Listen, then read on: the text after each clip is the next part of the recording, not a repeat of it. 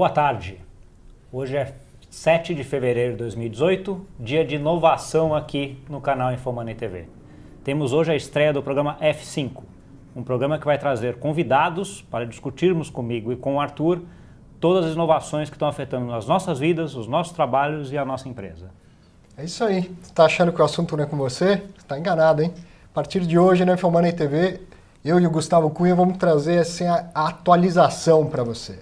Vamos mostrar como essas inovações estão mudando a regra do jogo, estão mudando a sua vida, a sua forma de trabalhar, a sua forma de interagir com as pessoas.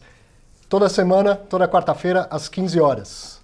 Estaremos aqui, ao vivo, como é um programa de novidade, de inovação, é um programa também colaborativo. Ou seja, estamos no Facebook, ao vivo, e olhando tudo que vocês quiserem comentar. Então, se alguém tiver alguma dúvida, não entendeu alguma coisa, quiser fazer alguma pergunta para os nossos palestrantes que estarão aqui, por favor, fique à vontade de interagir com a gente. Já já a gente vai conversar com o Luiz Fernando Guedes, que é um especialista em gestão da inovação. Você já vai entender. A gente já vai dar um chacoalhão na sua vida. Eu só queria dar um recadinho antes. Se você puder colocar na tela, Gabriel. Para você que já é inteirado aí, que já é empreendedor, que está montando a sua startup, está acontecendo o Inovativa Brasil 2018. E o que é o Inovativa Brasil? Então é um programa de aceleração de startups gratuito em larga escala. Você vai ter lá mentoria gratuita. Eu tenho aqui um material extenso que eu não vou ter tempo de passar, mas é importante que você que está empreendendo, começando nessa vida aí, procure mais informações. Eu vou colocar o site aqui, ó. Deixa eu passar rapidinho. inovativabrasil.com.br.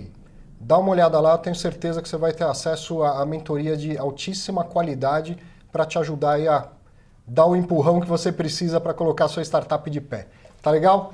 Quero agradecer aqui o Wagner Mancini, que mandou esse recado, pediu para eu avisar e já aproveitar e mandar um abraço para ele. E hora de bater um papo com o professor Guedes. Sim, sim. Primeiro, obrigado por ter vindo, Guedes. Obrigado por me receber. E por vir assim no programa de estreia já, né? Na batata quente, né? É isso daí. A vida é agora, não é? É agora.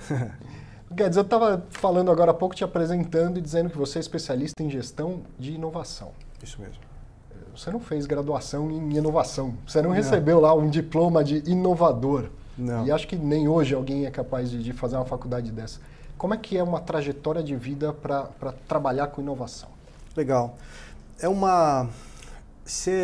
No campo das empresas, primeiro uma coisa importante a distinguir é a inovação nas artes, na ciência, na sociedade. Há várias formas de ser inovador. O meu campo de estudo é a inovação nas empresas. Eu não tenho nenhuma vocação para ser artista, então, na verdade, eu sou engenheiro de formação, o que mostra lá que eu não tenho muita vocação para fazer quase nada, né? Porque se eu tivesse, faria alguma coisa. Então, o engenheiro é um cara que dá certo por acaso, quando dá, né? Não sei se exatamente é o meu caso, com respeito aos colegas engenheiros que tem, pelos quais tenho muito apreço, é brincadeira. Mas, enfim, eu sou engenheiro de formação e a tecnologia sempre foi me atraiu bastante desde que eu fiz na minha época chamava colegial. Entregou, né? Hoje é o ensino médio, né? E era técnico, então eu fiz o ensino médio técnico em eletrotécnica. E por influência do meu pai, enfim. E isso meio que fez o meu caminho seguir pela ciência exata. E eu me descobri na ciência exata e adorei o curso de engenharia, a despeito de ter sido muito difícil para mim, eu sempre tive que estudar bastante. O que a escola me ensinou foi o meu jeito de aprender, que é uma coisa que eu levo para o resto da vida. Estamos na jornada do hoje, do lifelong learning. Você aprende o resto da vida. Imagina você chegando no seu cardiologista e ele falar que a última vez que ele foi a um congresso foi em 78. Nossa. Se o cardiologista precisa aprender, assim como o dentista precisa aprender, por que não o administrador, ou o engenheiro, ou o biólogo, ou o arquiteto, enfim? A sociedade do conhecimento tem como presunção o aprendizado contínuo. Então, eu sempre imbuído desse espírito, eu sempre me dediquei muito à educação formal. Então, assim que eu terminei a faculdade, eu fui já logo trabalhar, mas fiz um curso de pós-graduação na mesma faculdade na qual me formei, que foi a FEI, lá em São Bernardo. Terminado esse curso, eu percebi que para eu chegar onde eu queria chegar, eu tinha sempre uma aspiração econômica barra bem alta. Eu sempre pus um desafio bem alto para mim mesmo. Porque eu pensava assim, se você põe um desafio alto e erra, você errou um pouco, você chegou alto ainda. Você põe um desafio baixo e acerta, que porcaria, né, velho? Então a minha barra era sempre muito alta, o que é uma faca de dois gumes, porque põe em você mesmo uma pressão muito grande. Mas eu não arrisco dizer que haja outro caminho nesse mundo em que vivemos hoje. Se não é o motor que vem de dentro, sabe? O que te empurra para frente é o que vem de dentro. Se você esperar que alguém lhe diga o que é para fazer, sinto muito, você está com um problema. Escuta aqui pelo celular. Dito isso, a segunda pós-graduação foi um mestrado. Eu queria fazer mestrado no exterior, mas a empresa que eu trabalhava não conseguiu me ajudar, enfim. Eu resolvi fazer mestrado no Brasil mesmo e foi já na área de gestão. Então eu trabalhei como técnico, como engenheiro por 5, 6 anos.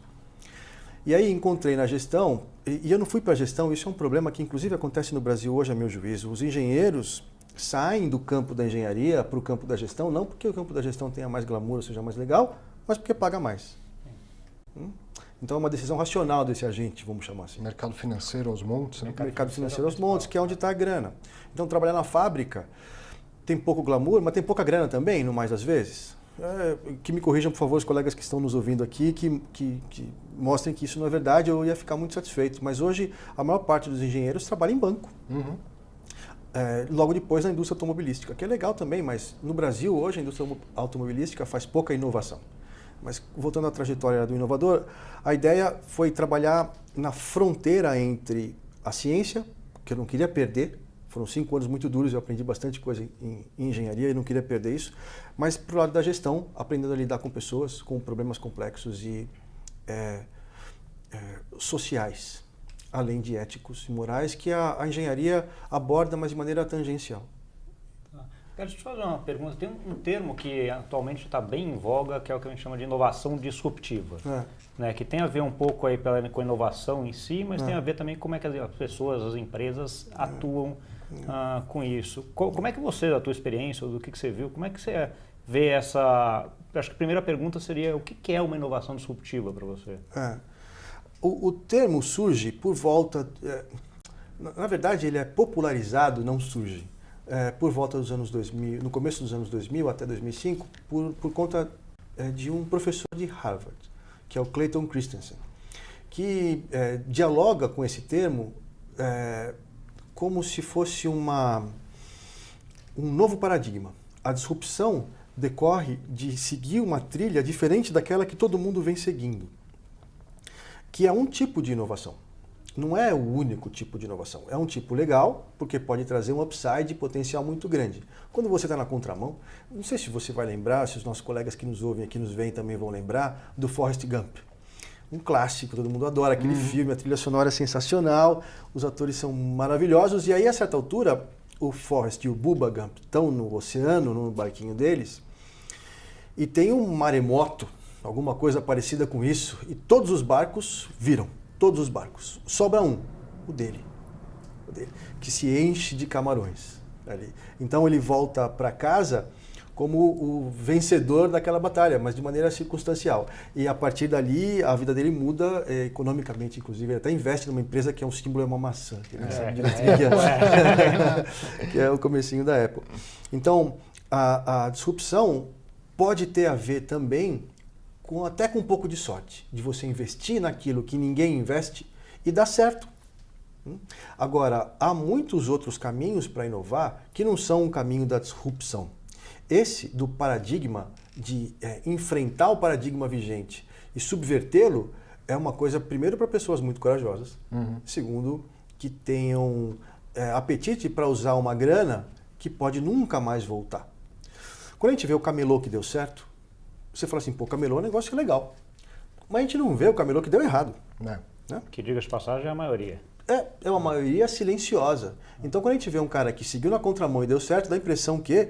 Então, eu tenho um amigo que fala que, com todo respeito a quem assiste o jornal, ele não assiste jornal. Eu perguntei para ele por que faz isso. Ele falou, porque o jornal trata de exceção, não de regra. A gente está vendo um monte de prédios aqui no nosso fundo. Não vira notícia e fala, esse prédio está em pé. Sim. Não vem aqui. a turma filmar e falar, olha como esse prédio está em pé. O viaduto que cai é notícia o dia inteiro. Se o prédio cai no Sri Lanka, a gente fica sabendo no mesmo minuto. Então, a notícia é a exceção. Só que se você é bombardeado por exceções o tempo todo, dá a impressão que a exceção É a regra. normal. é a regra. Então, isso é um perigo. Então, um dos trabalhos do inovador é ficar ligado e tentar discernir o que é ruído do que é informação. Comprar informação, como vocês sabem muito bem, porque vocês operam nesse ambiente, comprar informação não está com nada. A gente precisa comprar ruído. E do ruído tirar a informação que ninguém tem. A inovação é uma corrida de obstáculos, e não contra o relógio, mas contra quem corre junto com você. Você fala um negócio que eu acho muito interessante, que você precisa ser o primeiro e para isso basta ser melhor que o segundo. Exato. Ser o primeiro do mundo é legal, mas é caro. Se você for o primeiro porque o seu consumidor o escolheu em detrimento do seu concorrente, tá bom já para mim. Tá bom já para mim. E não necessariamente ser o primeiro do mercado, o primeiro a chegar também. Outro dia na classe, com uma turma muito querida lá da Business School São Paulo, para quem também dou aula com muito orgulho, a turma falou sobre Netflix, que ele é o first mover. A gente surgiu até essa dúvida. Eu falei, puxa, eu não sei.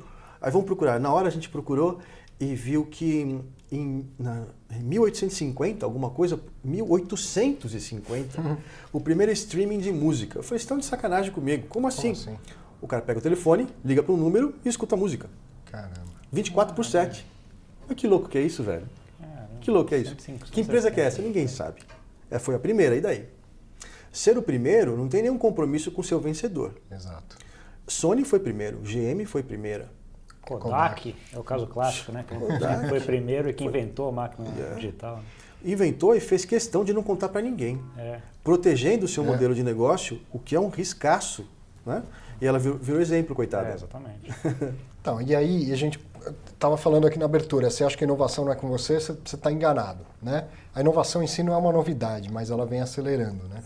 Por que todo mundo devia se interessar pelo tema de inovações? Não há sucesso econômico para uma empresa que não tenha a inovação no seu núcleo. E eu falo isso não porque seja uma opinião. Há evidência estatística disso.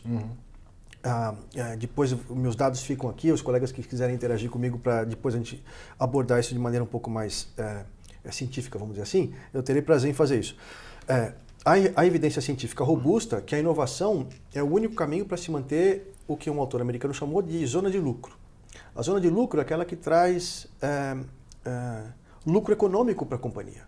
Abatidos todos os custos, abatidas todas as despesas e os investimentos para o ano seguinte, inclusive a distribuição de lucro para os acionistas e sócios, o que sobra de grana, se sobrar, é com essa grana, que chama lucro econômico, é com essa grana que a gente inova.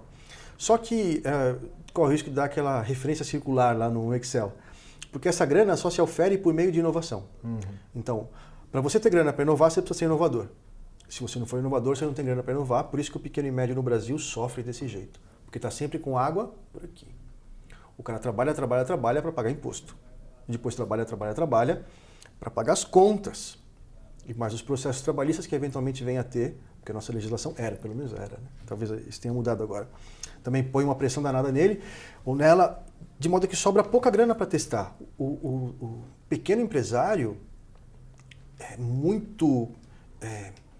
eu vejo o pequeno empresário brasileiro muito engajado, mas ele inova mais ele empreende muito mais por necessidade do que por vocação. Sim.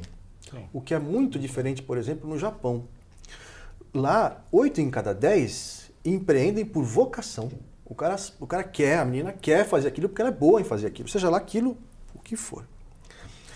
Não há, respondendo objetivamente a sua pergunta, que é muito boa, não tem solução possível, Arthur, em auferir lucro que não seja por meio da inovação pelo seguinte: todo mundo inova.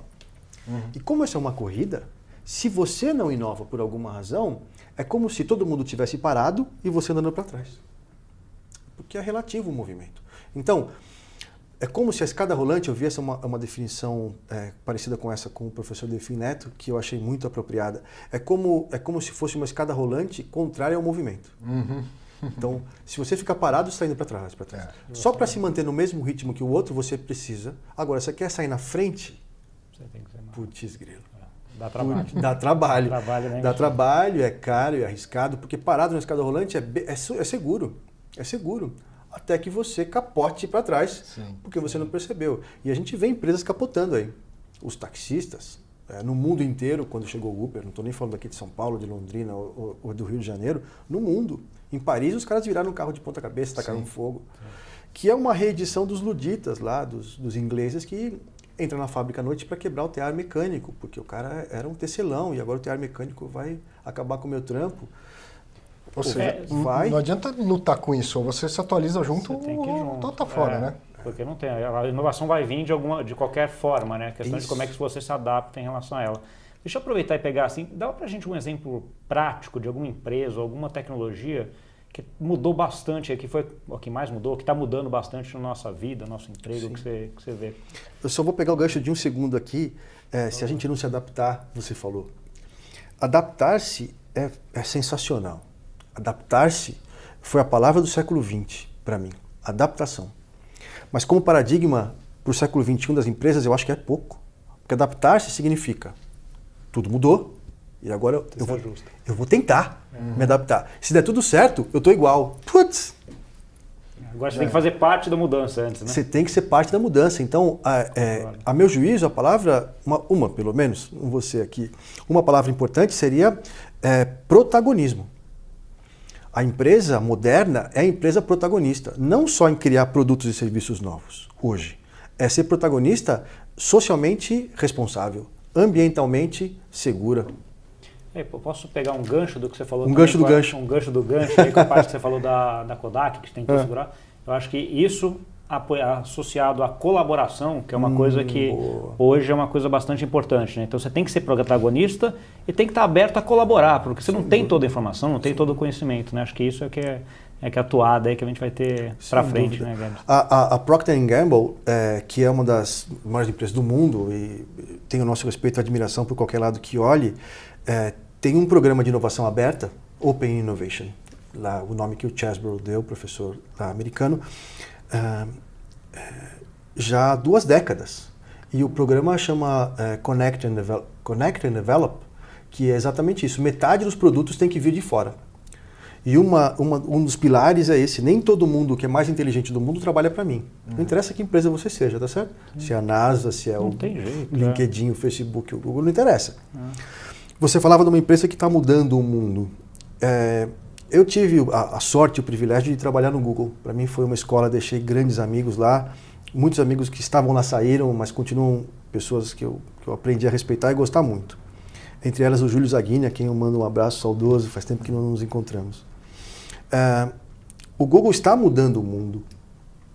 E ele foi o 21º, 22º mecanismo de busca a entrar no mercado. Eu que sou velho, vocês são muito novos, vocês não vão lembrar. Eu lembro do Alta Vista. Alta Vista. Alta Vista. O KD. Ask Jeeves. São caras que existiam. E o Yahoo. E que sumiram do mapa. Tá certo? Alguns, né? Outros foram, se juntaram, etc e tal, mas enfim. Bom, enfim, o Google foi o 20º, não sei o que, a entrar no mercado e entrou com uma proposta diferente.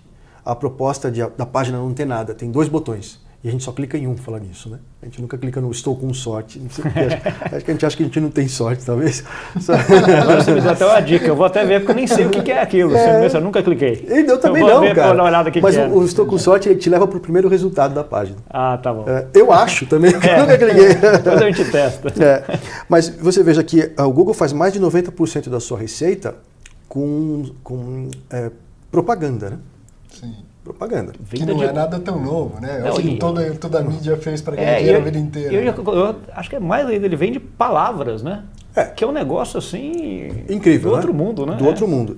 E talvez o Larry e o Sergey dormindo de hoje para amanhã vão ganhar mais dinheiro do que nós 3 juntos vamos ganhar na nossa vida. Tá certo? Então ele descobriu uma fábrica de fazer dinheiro que é um negócio impressionante.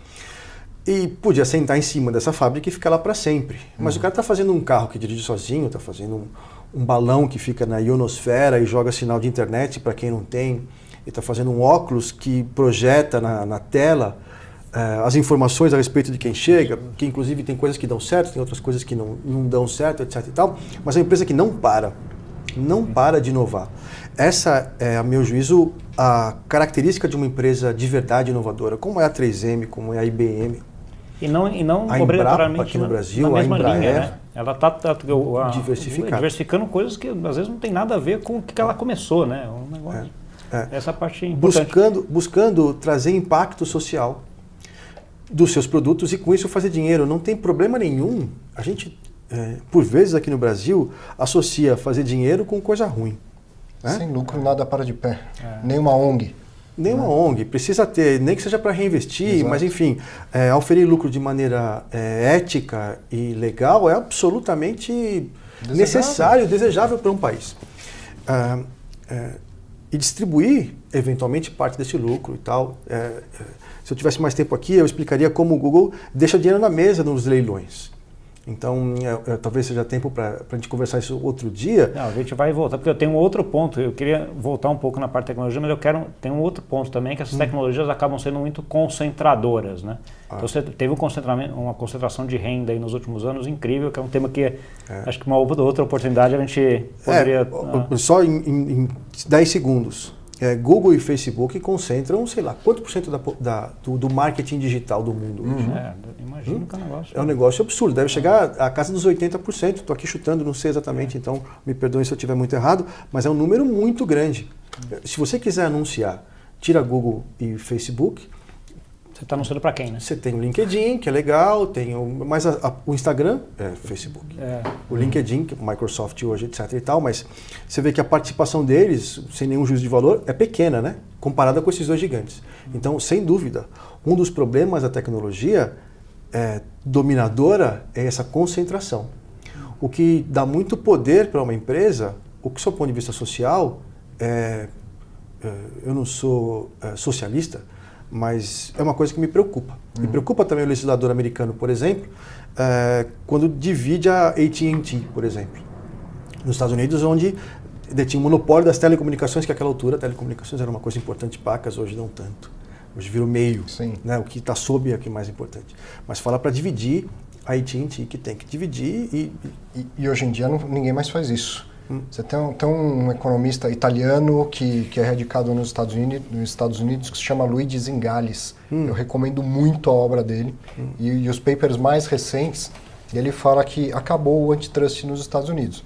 Então ele fala dessa concentração entre Google e Facebook. Tá? Antigamente isso não acontecia. Lembra aí quem é do tempo do Guedes, não muito do meu, vai lembrar que a Microsoft teve processos gigantescos por causa do Internet Explorer, que já vinha instalado no seu computador. E perdeu, principalmente na Europa, teve que pagar milhões ou bilhões, não me lembro, e ainda dar a opção de... Ou seja, havia uma força antitrust. Hoje em dia não tem mais. Né? Não se vê isso nos Estados Unidos. Os monopólios são cada vez maiores, né? A ponto de ter Google e Facebook. E eles...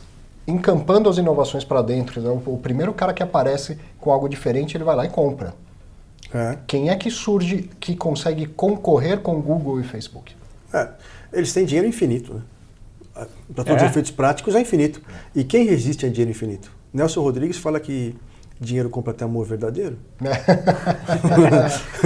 A gente duvida disso, mas quer dizer... com dinheiro infinito ninguém resiste a eles. Então, outro dia um garoto me perguntou na classe lá na FIA se eu achava que ia surgir numa garagem qualquer um novo Google. E a minha resposta categórica foi não. Não tem como surgir um novo Google na garagem, porque se surgir o Google vai lá, compra a garagem, a casa, compra o bairro. Depende do país. Quer dizer, tem muita gente inovando e está sendo encampada por esses grandes. Ele vai até um certo tamanho e depois alguém compra. O que aconteceu com o YouTube, o que aconteceu com o Instagram, o Android.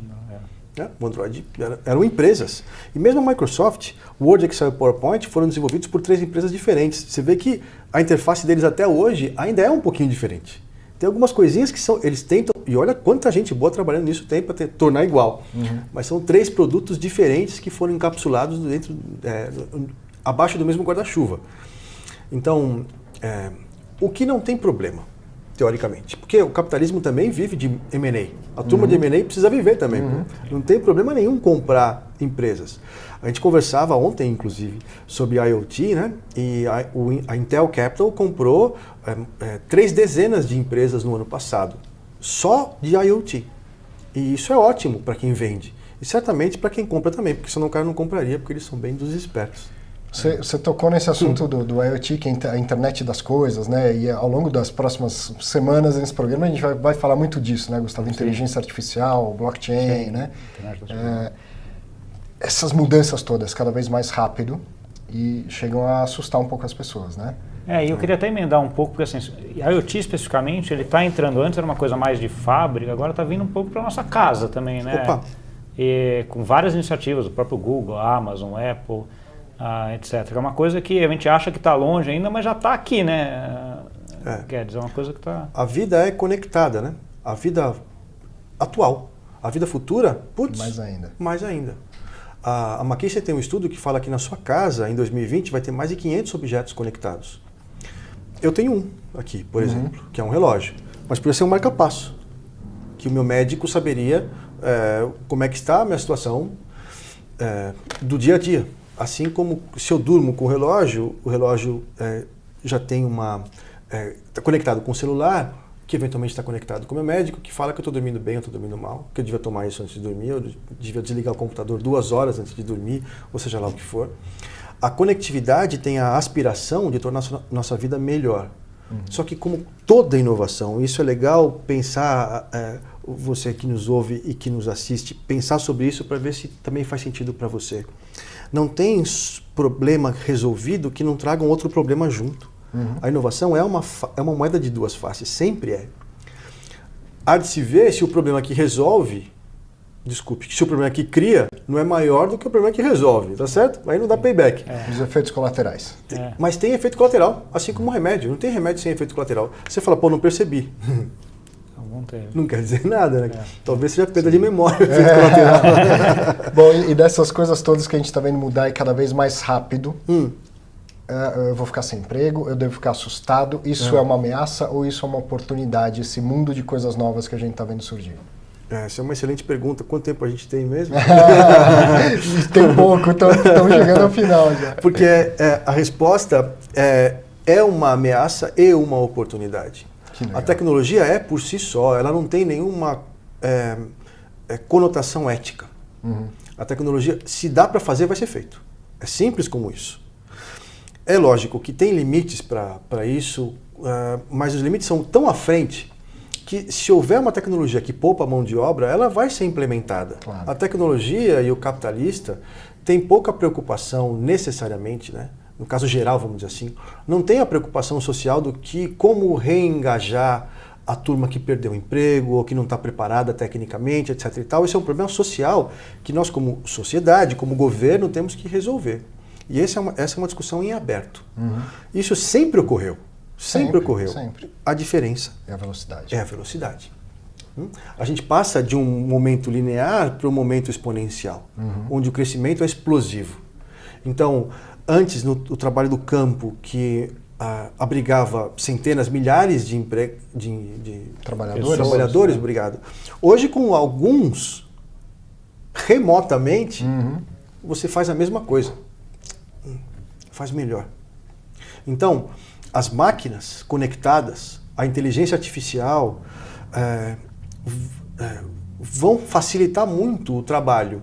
E facilitar significa ter alimento mais barato em casa. Ou comprar alguma coisa na Amazon, chegar na mesma hora na sua casa. Não no mesmo dia. Para o consumidor isso é legal. Só que, vamos dizer, das fronteiras da empresa para dentro, isso é muito tenso. Que trabalhador que prospera no futuro? Aquele que faz alguma coisa que a máquina não vai demorar muito para conseguir fazer. Vou te dar um exemplo. Um enfermeiro ou uma enfermeira. Um dentista, um psiquiatra ou um psicólogo. Um pintor, um coreógrafo ou coreógrafa e por aí vai. Essa turma tem emprego garantido por bastante tempo. Um professor? Já não sei. Porém, eu gosto de pensar que a formação é mais do que técnica. Um robô dificilmente... Ó, falou de professor. Bateu até o sinal. Bateu o sinal, o robô dificilmente vai ser empático.